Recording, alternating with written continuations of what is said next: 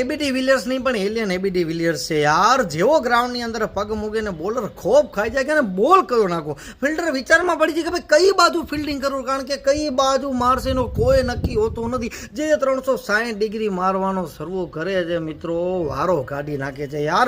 સામે કયો દેશ રમી રહ્યો છે, કેવો ગ્રાઉન્ડ છે, કેવી પીચ છે, નથી કોઈ આને ફરક પડતો નથી. જેવો મારવાનો શરૂ કરે છે ને બોલરની મિત્રો ભાન ભૂલાવી નાખે છે યાર. સારો તો આને રિટાયરમેન્ટ લઈ લીધી, નહીતર બીજા બોલરને છે ને મિત્રો રિટાયરમેન્ટ લેવડાવી દે યાર. રિટાયરમેન્ટ પહેલા એવો જબરદસ્ત રમતો હતો અને હજી 41 વર્ષની ઉંમર છે, પણ ભાઈ જે હાલમાં જે બેટિંગ કરી છે વર્લ્ડ ચેમ્પિયનશિપ લેજન્ડ 2025માં ભાઈ શું રમ્યો છે.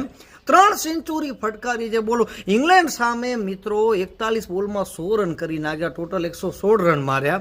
અને ઓસ્ટ્રેલિયા સામે મિત્રો 39 બોલમાં સેન્ચુરી ભાઈએ ઠોકી દીધી હતી, ટોટલ 123 રન માર્યા. અને કાલની ફાઇનલ મેચમાં તો પાકિસ્તાન વાળાનો જે વારો કાઢ્યો છે મિત્રો, ભાઈએ ટોટલ 7 છક્કા ફટકાર્યા છે, 60 બોલમાં 120 રનની પારી રમી યાર. આ ભાઈ તો રિટાયરમેન્ટ પછી પણ એટલો જબરદસ્ત રમી રહ્યો છે.